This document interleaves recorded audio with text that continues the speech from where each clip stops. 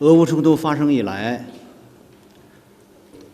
Since the start of the conflict between Russia and Ukraine, Europe had to take the direct consequence of the conflict with multiple crises in refugees, energy, and economies.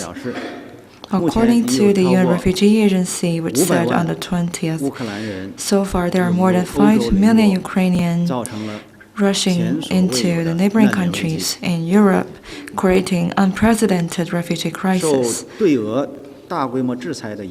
Due to the massive sanctions on Russia, multiple economic indicators in Europe have been deteriorating.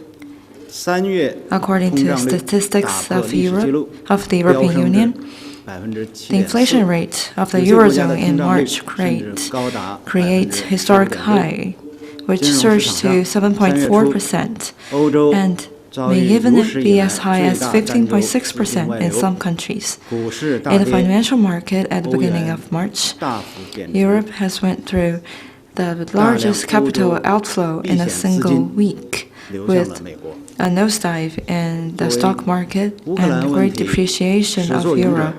The U.S. has gained substantial safe haven flows from Europe.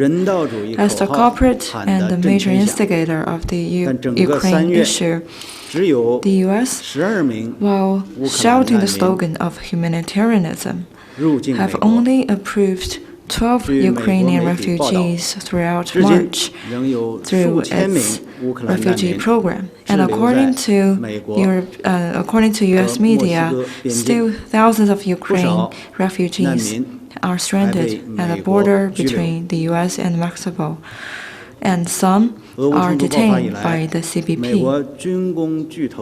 Since the outbreak between Russia and Ukraine, the stock prices of some arms dealers of the U.S.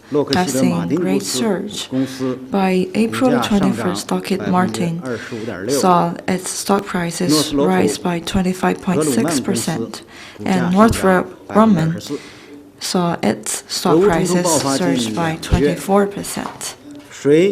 For nearly 2 months since the outbreak of the conflict, who is sitting on fences and passing on the knives and fanning up the flames, and who is profiting from the so-called offshore balance? I believe the international community can tell clearly.